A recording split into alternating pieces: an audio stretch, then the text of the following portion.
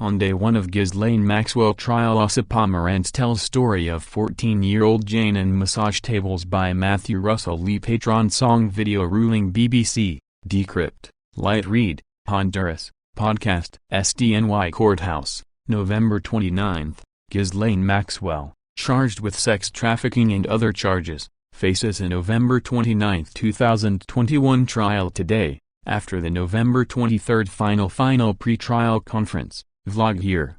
On October 29 and again on November 12, Maxwell and the U.S. Attorney's Office for the Southern District of New York filed a flurry of motions in limine, heavily redacted. The government argued that trial exhibits are not public and will be withheld. Inner City Press opposed and opposes the continued secrecy. The entire morning of day 1 was devoted to the final selection of the jury. Inner City Press live tweeted it here, vlog on way in here. Podcast midway through here, midday vlog here, at 2 p.m. The government's opening statement. Inner City Press live tweeted here, Ghislaine Maxwell has been taking notes at far side of the defense table, next to the marble wall. Now Assistant U.S. Attorney Laura Pomerantz is getting set in the glass-tin covered podium. As the jurors come in, it's on. Judge Nathan sings the praises of the overflow courtrooms. No mention of the denial of public call-in line such as exists right this moment, in DDC, and these days by other SDNY judges. With Omicron travel restrictions, should the denial of call-in line change? AUSA Pomerantz, I want to tell you about Jane. She turned 14 years old that summer when a man and a woman walked by. The man said he was a donor who gave scholarships to students at this camp. The woman asked for her phone number. It began a nightmare. AUSA Pomerantz, the man and woman were predators. Jane was not their only victim. There were other young girls. Who was that woman? It was the defendant, Ghislaine Maxwell. The defendant took these girls on shopping trips and won their trust. She talked sex. AUSA Pomerantz, there were times she was in the room when it happened. That is why we are here today. Between 1994 and 2004 the defendant sexually exploited young girls. She preyed on them and served them up to be sexually abused. She was trafficking kids for sex. AUSA Pomerantz: He owned a ranch in New Mexico, an apartment in Paris, a mansion in Manhattan, Palm Beach, a private island. Epstein has private planes and pilots. The defendant got to enjoy that luxury right along with Epstein. AUSA Pomerantz, the defendant was the lady of the house. She imposed rules. Employees were to hear nothing, see nothing, say nothing. There was a culture of silence. That was by design. The defendant's design. AUSA Pomerantz, they had a playbook: get access, gain trust. They often targeted the daughters of single mothers, struggling to make ends meet. They made these girls feel seen, but that was a cover. AUSA Pomerantz, to get the girls to touch Epstein, they used the cover of massage. The defendant massaged Epstein then told the girls to do it. Epstein brought girls into his massage room every single day. It was sexual abuse. AUSA Pomerantz, before I describe those so-called massages, let me say, these are the facts. Epstein touched the teenage girls with equipment. He sometimes penetrated. The defendant helped Epstein find those girls, for so-called massages. AUSA Pomerantz, they lured their victims with the promise of a brighter future then destroyed their lives. The defendant was jet-setting in private planes, note, and holding press conferences at the UN, getting Antonio Guterres' official Amir Docile on her board. AUSA Pomerantz, so what happened to Jane? You will hear from her. Someone from Epstein's office invited her to Epstein's house. He told her mother he was offering a scholarship. Jane was 14, a kid. Epstein was in his early 40s, the defendant in her early 30s. AUSA Pomerantz, Jane traveled to New York to Epstein's mansion, where he abused her. She was not the only one. You will learn about multiple girls during the course of this trial. You will learn about a 16-year-old girl who traveled to the ranch in New Mexico. AUSA Pomerantz, the defendant told the girl she was going to give her a massage, but she touched her elsewhere. The girl was 16 years old. There's a 17-year-old, spotted in a parking lot. The driver pulled over. Maxwell puts on her glasses and jots down notes. AUSA Pomerantz, they moved beyond scholarships and moved on to a pyramid scheme of abuse. They encouraged girls to bring other girls, for extra cash. The defendant knew exactly what she was doing. That's what we expect the evidence will show. AUSA Pomerantz, You'll hear about a fund that paid millions to the victims of Jeffrey Epstein. But you will learn that these victims would have paid anything to have this not have happened to them. You will hear from relatives. You will hear from staff members. AUSA Pomerantz. You'll see massage tables, a schoolgirl's outfit. You'll see other records, flight logs showing the names of some of Epstein's victims. Note, what about unindicted co-conspirators? AUSA Pomerantz. At the end we will speak again. Until then, pay attention, follow Judge Nathan's instructions, and use your common sense. You will reach the only verdict possible, that Ghislaine Maxwell is guilty. Judge Nathan. Thank you, Ms. Pomerantz. On November 23 there was a final pre-trial conference and Inner City Press live tweeted it here, podcast here. Likewise, Inner City Press opposes censorship by the UN, which after it tasked UN Sec General Antonio Guterres, head of partnerships Amir Dossal was on the board of Maxwell's Terramar Foundation, was roughed up and banned from the UN. Summary here, Quinn Emanuel lawyer's letter Q&A here. Now this, a petition, submitted Monday to the United Nations Working Group on Arbitrary Detention, filed by international criminal lawyers François Zimre and Jessica Feinla on behalf of Maxwell's 3 sisters and 3 brothers, arguing to Maxwell's partners at the UN that Maxwell's abnormally rigorous lockup conditions at the Metropolitan Detention Center in Brooklyn are horrific, and thus unlawful and discriminatory. The petition asks the UN to call on the U.S. government to release Maxwell pending trial and to urge an independent investigation into her arbitrary detention. This while the UN active covers up its own peacekeepers' child rapes. This is ghoulish. On November 15, Judge Nathan held a conference about jury selection. Inner City Press live tweeted here, and podcast here. On the morning of November 16, Judge Nathan questioned prospective jurors. Inner City Press live tweeted here, podcast here. November 16 afternoon here. Late on November 16 it emerged that Judge Ali Nathan is being nominated for elevation to the Second Circuit Court of Appeals by Senator Chuck Schumer. She said, "If I am nominated I will continue to do my day job, which means presiding over this trial until completion and handling the hundreds of other civil and criminal matters on my docket." So it appears she would complete the Maxwell trial, but any sentencing? Would she follow 2D Circuit Judge Richard J. Sullivan in keeping some SDNY cases? As noted, Judge Sullivan is still rightly allowing call-in lines to in-person cases. Here, podcast here. Watch this site. On November 17, jury selection continued with questions of seized phones, jail conditions, and the death of Epstein. Inner City Press live tweeted here, podcast here. On the afternoon of November 17, it continued. Inner City Press live tweeted here, podcast here. Jury, pre-selection ended on the morning of November 18.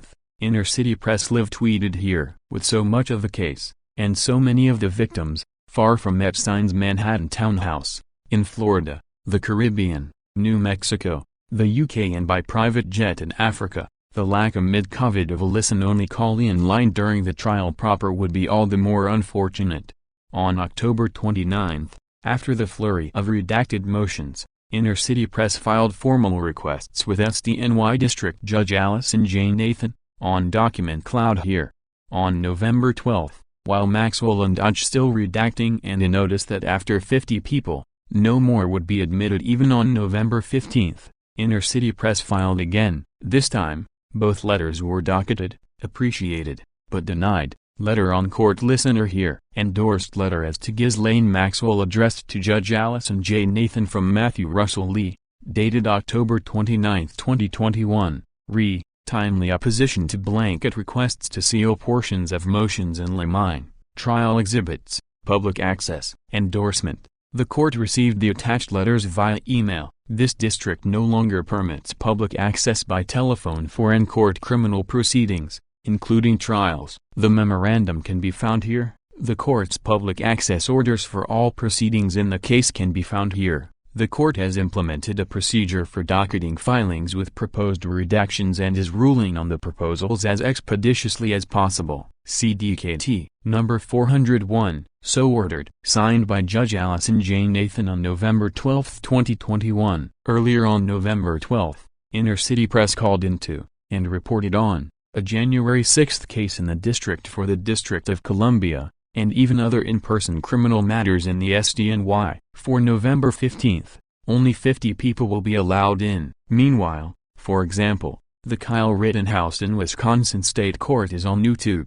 While engaged and appreciative on the federal SDNY beat, we'll have more on this. Here was from the October 29th request. Re. U.S. v. Maxwell, 20 CR 330, AJN, timely opposition to blanket requests to seal portions of motions in Limine, trial exhibits, public access. Dear Judge Nathan, on behalf of Inner City Press and in my personal capacity, I have been covering the above-captioned case. This concerns in the first instance the flurry of motions in Limine filed earlier this evening, replete with redactions justified by a conclusory reference to Lugas v. Pyramid Company of Onondaga, 435 F.3d 110, 2d Sir. 2006. The government's justifications for redaction, docket number 399. Docketed at 10:06 p.m. on Friday, October 29, cites Lugas then says the government also seeks sealing of trial exhibits, which are not public. Inner City Press immediately opposes this. As one example within this motions of Limine, the government has redacted the entirety of its argument X, even the title and the page number. And as to trial exhibits, see for example Judge Jed S. Rakoff's order in U.S. v. Wigand, 20 CR 188. JSR. Here, there, Judge Rakoff ordered the U.S. Attorney's Office to make trial exhibits available to the public at large. While this was done, belatedly, in U.S. v. Parnas, it was refused in the current U.S. v. Cole. It cannot be refused in this case. Also, Inner City Press understands that the listen-only call-in telephone lines available so far in the case, there may be an attempt to discontinue them. The court should take judicial notice of continuing COVID-19 issues, including people's understandable concerns about congregating even in so-called overflow rooms. Be aware that the District for the District of Columbia still allows public phone access to all criminal proceedings, even those held in person. That should happen here. The loss of First Amendment freedoms, even for a short period of time, unquestionably constitutes irreparable injury. Elrod v. Burns, 427 U.S. 347, 373, 1976. Inner City Press will cover the trial, and all that comes before and after it. Court case cast and Song I, Song 2, Song 3, 5th Song and now November 27th Song. On October 18 the U.S. Attorney's Office opposed the request, saying that the voir dire questions should be asked by Judge Nathan, and that there should only be sidebars on sensitive questions such as those that relate to sexual abuse and media exposure. Full letter on Patreon here. In a conference on October 21 on that as scheduling issues, Judge Nathan denied a request to seal. Inner City Press live tweeted it here, podcast here. On October 22 the draft jury questionnaire was unsealed and Inner City Press has immediately published it on its document cloud here, including have you or a family member ever supported, lobbied, petitioned, protested, or worked in any other manner for or against any laws, regulations, or organizations relating to sex trafficking, sex crimes against minors, sex abuse or sexual harassment? Photo here. After the death of Jeffrey Epstein in the MCC prison, on July 2 acting U.S. Attorney for the SDNY Audrey Strauss announced and unsealed an indictment of Maxwell on charges including sex trafficking and perjury. Inner City Press went to her press conference at the U.S. Attorney's Office and asked, doesn't charging Maxwell with perjury undercut any ability to use testimony from her against other, bigger wrongdoers? Periscope here at 23:07. Strauss replied that it is not impossible to use a perjurer's testimony, but how often does it work? At 3:30 p.m. on July 2 Maxwell appeared in the U.S. District Court for the District of New Hampshire, before Magistrate Judge Andrea K. Johnston. Inner City Press live tweeted it here. Also live tweeted bail denial of July 14. Here. In the July 3 media coverage of Maxwell, media all of the world used a video and stills from it of Maxwell speaking in front of a blue curtain, like here. What they did not mention is something Inner City Press has been asking the UN about, as under UNSG Antonio Guterres with his own sexual exploitation issues, exclusive video and audio, it got roughed up and banned from the UN. Ghislaine Maxwell had a ghoulish United Nations press conference, under the banner of the Terramar Project, here. On July 5, after some crowdsourcing, Inner City Press reported on another Ghislaine Maxwell use of the United Nations, facilitated by Italy's permanent representative to the UN official Nikhil Seth and Demir Dossal, who also let into the UN and in one case took money from convicted UN briber Lap Seng, and Patrick Ho of Sefc China Energy, also linked to UN Secretary-General Antonio Guterres. At the Ghislaine Maxwell UN event, the UN Deputy Secretary-General was directly involved. List of, some of, the participants on Patreon here. Inner City Press has published a phone of Maxwell in the UN with Dossal, here, but the connection runs deeper. Dossal, with 25 years of UN involvement, was on Terramar's board of directors, one of only 5 directors, only 3 not related to Maxwell by blood and name. The directors, Ghislaine Maxwell, Christine Molina Maxwell, Stephen Haft, Christine Dennis Nand, Amir Dossal. Inner City Press is publishing this full 990 on Patreon here. Dossal has operated through the UN Office of Partnership, with Antonio Guterres and his deputy Amina J. Mohammed, here, and the links to the world of UN bribery, including Antonio Guterres through the Gulbenkian Foundation, runs deeper. More to follow. Antonio Guterres claims he has zero tolerance for sexual exploitation, but covers it up and even participate in it. He should be forced to resign, and/or have immunity waived. Terramar has been dissolved, even though Maxwell's former fundraiser, Director of Development Brian Urisides, still lists the URL on his protected Twitter profile, also here.